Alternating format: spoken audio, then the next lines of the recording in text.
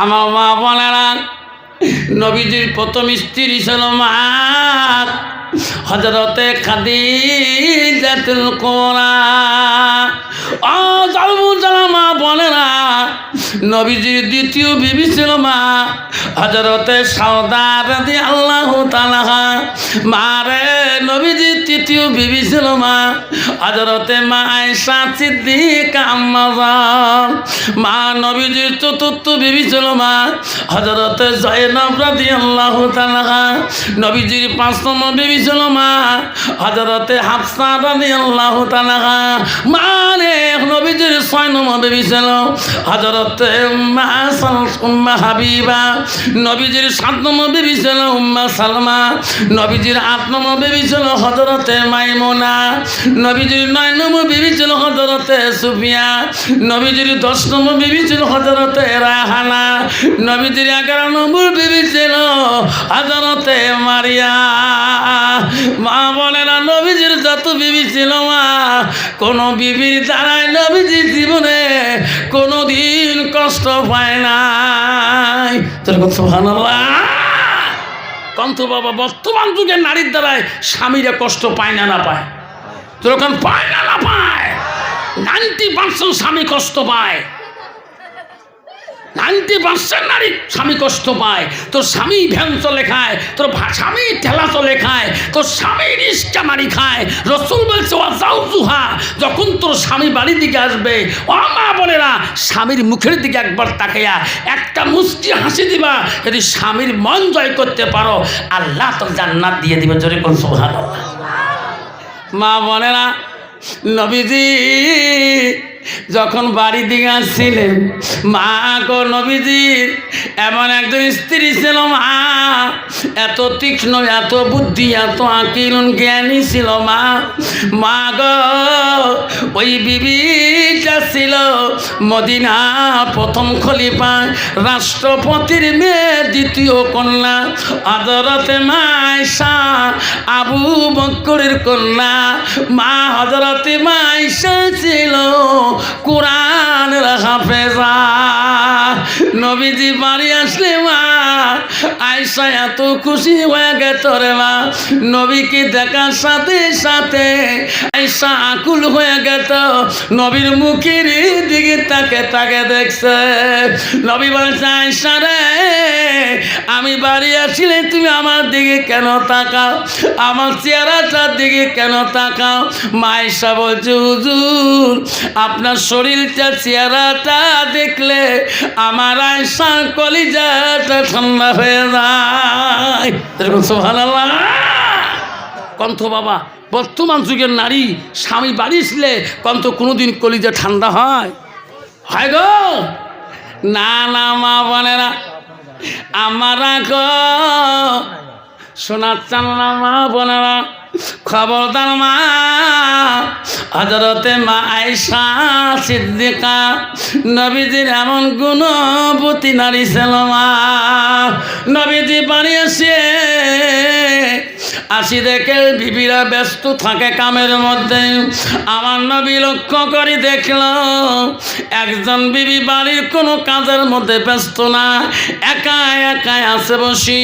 নবী ডাক মারল, ও বিবি আয়েশা, সবাই কামের মধ্যে ব্যস্ত হয়ে আছে, তুমি আয়েশাকে কাম করবা না?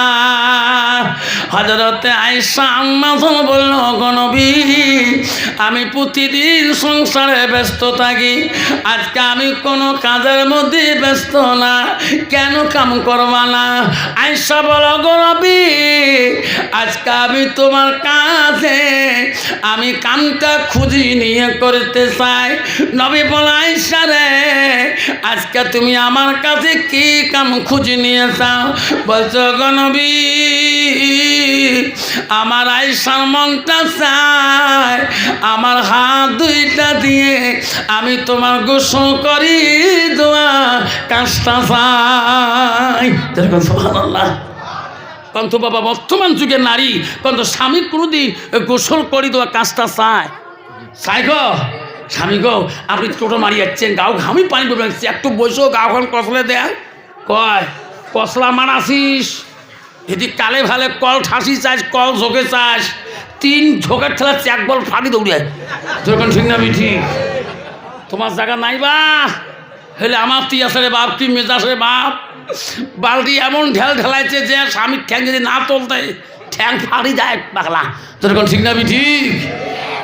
মা বলেন আমারা হযরতে মায়েশাকে নবী বলে, আয়েশা রে তুমি আমাকে গোসল করি দিয়ে কি শান্তি পাবা, তোকে ভালো লাগবে, নবী ভালো লাগবে। আমি সেই জিনিসটা কামটা আজকের জন্য চাই।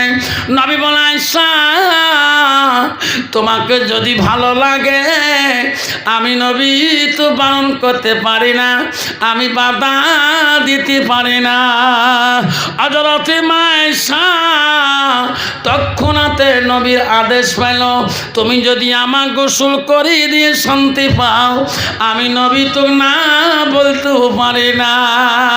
মা বলে রাখো হযরতে মা আয়েশা আদেশ পেয়ে গেল 2 মস্ক পানি নিয়ে ওই জলচকির কাছে নবীকে বসে দিয়ে নবীর কার মধ্যে পানি আয়েশা দেয়। আয়েশা মনে মনে খুশি হয়, বলে আল্লাহ আমার আয়েশার মতন ভাগ্যবতী নারী আর কেউ নাই। আমি আজকে বিশ্ব নবীর গোসলের দায়িত্ব পেয়েছি।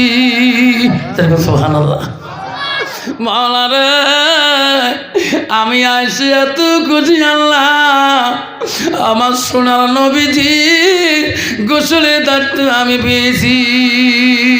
হযরতে মায়েশা নবীজিকে গোসল দেয়, এত আনন্দ, গার পানিগুলো জলচকির থেকে মাটির দিকে বেয়ে বেয়ে পড়ে, মাটি নরম হয়ে যায়। নবীর সামনে জলচকির পায়া মাটির নিচে ডাবিয়ে যায়। আমার নবী লক্ষ্য করল রে সামনের পায়া ডাবিয়ে গেল। আমার নবী দয়ালু গো জলচকির পিছন দিকে একটু সরে বসে গেলেন, জলচকির সামনের পায়া ফাঁসন হয়ে গেল। আয়েশা আনন্দে আনন্দে রে নবীকে গোসল দেয়। আয়েশা ডান দিকের পাটা সামনের জলচকির পায়ার তলে ঢুকে গেছে। আমার নবী খেয়াল করতে পারে নাই, আয়েশা ধ্যান রাখে নাই।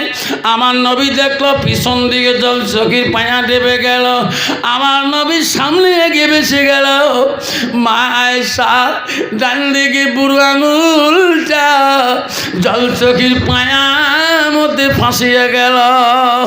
মা বলে না আয়েশা আম্মা জানু শব্দটাও করলো না, শব্দটাও করলো না। ওই নবীজির শরীরের ভরিতে ওই গোসলের পানি দিয়া রক্তর ঝর্ণা হয়ে যায়। নবী নিজে বলে, আয়েশা রে আমি নবী একা কত না গোসল দিয়েছিল আয়েশা, আমার গোসলের পানিতে কোনোদিন রক্তর ঝর্ণা দেখি নাই। আয়েশা আজকে এত রক্ত কেন আমার গোসলের পানি দিয়ে যায়? আয়েশা তুমি কি বলতে পারো? মা আয়েশা জবাব দেয় না, আয়েশা গোসল বন্ধ করে না। নবী বলে রে এতক্ষণ আয়েশা এত আনন্দিত, এখন কথা বলে না কে? আমার বিশ্ব নবী আয়েশার দিকে তাকাইয়া দেখে আয়েশা 2 চোখের পানি দিয়ে বুক ভিজে যায়, তবু রাসূলুল্লাহকে গোসল করে দেয়। আয়েশা কাঁদছো কেন বোন? এই গোসলের দায়িত্ব তুমি নিজে ইচ্ছে করে নিয়েছো, আমি নবী কিন্তু জোর করে তোকে দেই নেই। তুমি বলছো হুজুর আমি গোসলের দায়িত্ব আমি খুব ভালোবাসি, তুমি এত চোখের পানি ফেলে ফেলে বুক ভিজি কাঁদতেছো, আমার গোসল কেন বন্ধ করছো না? আয়েশা বলো, আয়েশা আম্মাজান বলো গো নবী আপনার গোসলের জীবনে কোনোদিন রক্তর ঝর্ণা দেখছেন কি না? নাবে গো আজকে যে কোনো রক্ত যায় আপনি জানেন কি না? ও গো নবী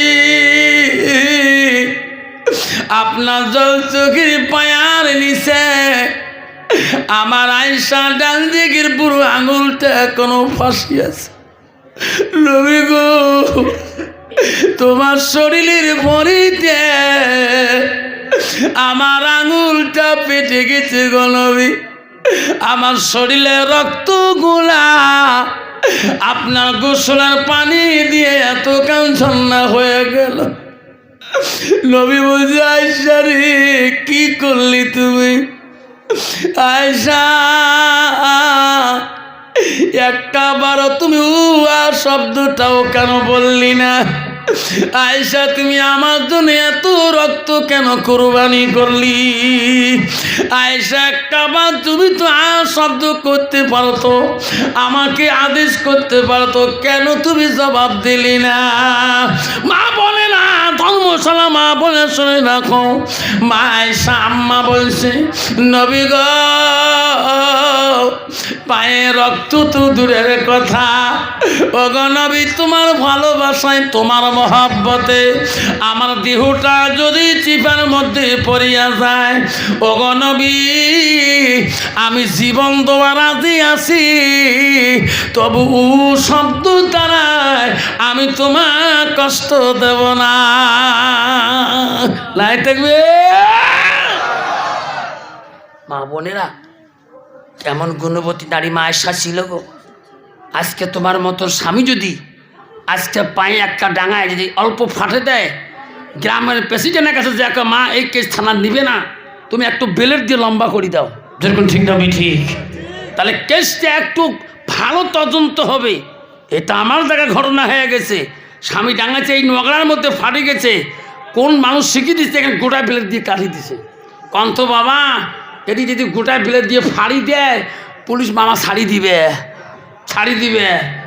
আল্লাহ, ওই যে চোখের সামনে স্বামীর চাবুক বাজছে, সেখানে কত কাঁদছে, থানায় এগ্রিমেন্ট লেখাপড়ি হয়ে বিবেক যদি বাড়িতে আনি দেয়, হাজারো বছর যদি সংসার করে খায়, কন্ত স্বামীর মনে দুঃখ দিয়ে, কন্ত ওই নারী যদি 5 ওয়াক্ত নামাজ পড়ে, যদি মদিনা হজ করতে যায়, স্বামীর মনে দুঃখ কথা একবার যদি আবিষ্কার হয়, জীবনের ইবাদত, কোরআন তেলাওয়াত, মদিনার হজ পর্যন্ত আল্লাহ কবুল করবেন।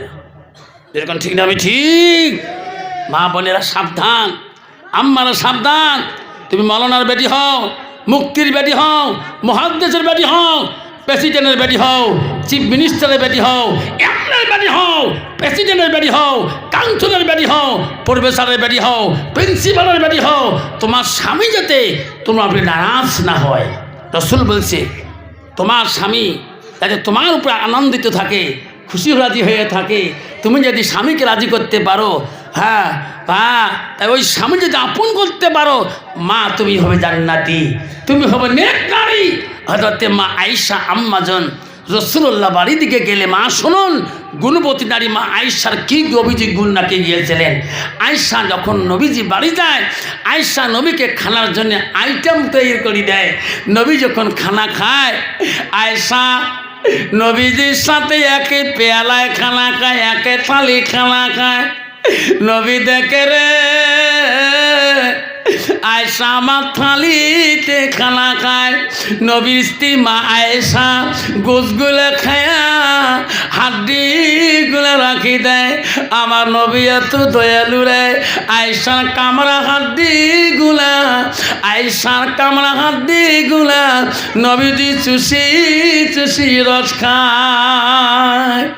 আয়েশা যে গিলাসে পানি পান করে, যে মশকে, নবীজি অন্য সাথে ঠোঁট লাগায় না, আয়েশা যে সাইডে ঠোঁট লাগায়, নবীজি সেই সাইডে ঠোঁট লাগায়। আয়েশা আম্মা জন বলে, গো নবী, আমি গোস খেয়ে হাড্ডিগুলো রেখে দিলাম, আমার কামড়া হাড্ডিগুলা আপনি কেন খাইলেন? ও গো নবী, যে মশকে ঠোঁট লাগে পানি খাইলাম, আপনি সেই জানি কেন পানি খান গো। নবী বলছে আয়েশা তুমি শুনতে চাও আমার কামড়া হাড্ডি যদি তুমি খাও, তোমার কামড়া হাড্ডি যদি আমি খাই, তুমি যে সাথে পানি খাবা আমি রসুল যদি সেই সাথে পানি খাই, আয়েশা রে এই পানিটা আল্লাহর কাছে রহমতের পানি হয়ে যায়, হাড্ডিটা রহমতের হাড্ডি হয়ে যায়। দুনিয়ার বুকে আমার উম্মতিরা খাইবে, স্বামী স্ত্রী খাইবে, আমি রাসূলুল্লাহ খুশি হয়ে যাব। সুবহানাল্লাহ। কন্ত বাবা বর্তমান যুগের নারী কন্ত বাবা স্বামীর আইটে বস্তু খায়, তোমার তুই খায় বাবা খবর আছে যদি কালে বালে ভাত ছাড়েন হাঁসের গোছ দেই মন মানে না খুব বাদ নিলেন তোমার খায় খাই হইলে কবু দেখতো কালে আফসা মাল্লা কইছে স্বামীর আইটে বস্তু খান, কবু খান খান করি দিনে তো কয়েক প্যাকেট যে খয়নি খাই বু সেরা সারা মুখ গুণ আপনি খাওয়া যায় তুই কত খাসি নিয়ে জীবন খাং না এলা বুধবার না খান বুধবারের দিন কার সাথে খালু আমার বড় ভাইজি দারগা নোয়া ভাইজিবির খনি বিড়ি না মাঝে মাঝে উসফিলদের গোল ফেলা খায়, মুখ সারা ভাত খায় না।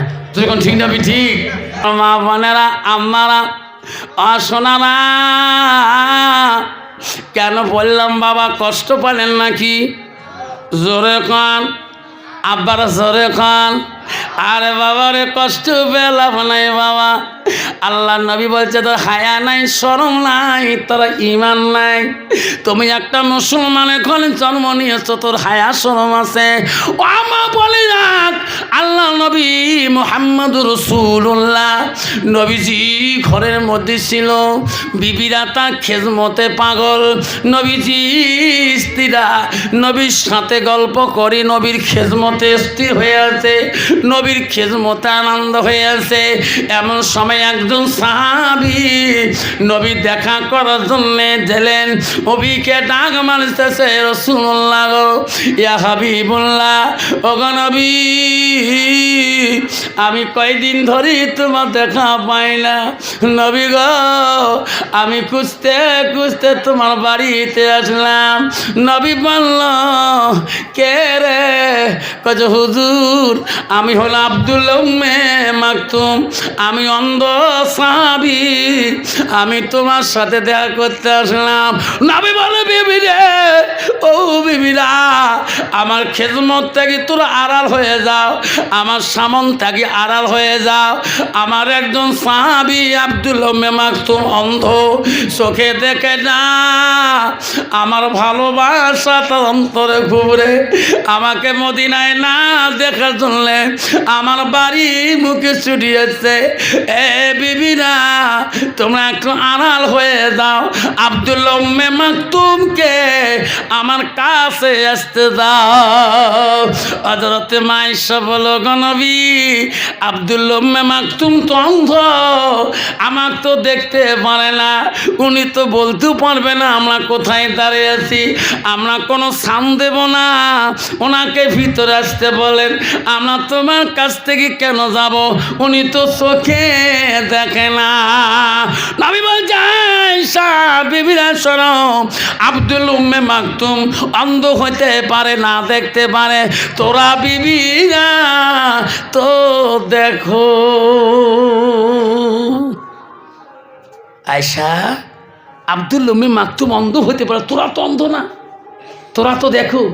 আব্বা বর্তমান যুগের নারী দেখে, সব দেখে, এটা বুকে না পুরুষ কোন ঠাকা চুরিয়ালা ফেরিয়ালা সাইকেলের মধ্যে একটা বক্স লাগায়া বাড়ির সামন দিয়ে যে একবার কাজ চুরি, এস কি যে মন্ত্র পড়ে রে বাবা, পাইলে চুরিয়ালা গেলি খাবার চাই, ঠিক না ঠিক জোরে খান বাবা তোমার জায়গা নাই বাবা, আপনি আমার আসরে বাবা চুরিয়ালা মাঝে মাঝে একটা হুজুর কলে এক চুরি বেচা 50 টাকা লস গেল 300 টাকা, কে কাই করে চুরি নিয়ে যায় আমি হুজিয়ে বাংলা আছে না নাই? হ্যাঁ আসো শ্বশুর কইছে বউ তোমার আক্কেল নাই বাড়া, তোমার নেয়া বউ তোমরা কেন দোকানিকে যাচ্ছ, এলে বউ 3-4 মা হচ্ছে, এলে বা সরম লজ্জে গেছে, তোমার সরম নাই? এই দোকানিটা তোমরা বংশতেই সাই করছেন, হ্যাঁ মোর মার বংশ জানেন, কে বাড়ি শৈলমারি কারণ মোর মার বংশ ধুবড়ি ডিস্ট্রিক্ট গোড়ায় নেওয়া।